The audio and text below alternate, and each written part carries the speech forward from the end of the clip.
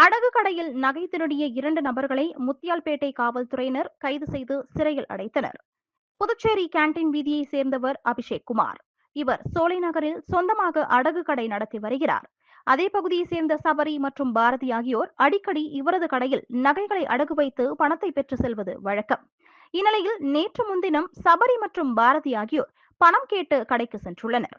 அப்போது அபிஷேக் பணம் தர முடியாது என கூறியுள்ளார். பின்னர் வெளியே சென்றுவிட்டு திரும்பிய போது சபரி, பாரதி ஆகியோர் கிளம்பி சென்றுள்ளனர். தொடர்ந்து அபிஷேக் கடையில் உள்ள நகைகளை கணக்கு பார்த்தபோது 4 கிராம் நகை காணாமல் போனது தெரிய வந்தது.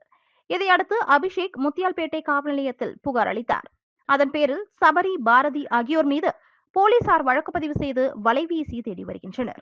இதனிடையே சபரி, பாரதி ஆகியோர் கோட்டக்குப்பம் பகுதியில் பதுங்கியிருப்பதாக தகவல் கிடைத்ததும் காவல்துறையினர் சுற்றி வளைத்து கைது செய்தனர். அவர்களிடம் இருந்த நகைகளையும் பறிமுதல் செய்தனர். தொடர்ந்து இருவரையும் நீதிமன்றத்தில் ஆஜர்படுத்தி காலாப்பட்டு சிறையில் அடைத்தனர்.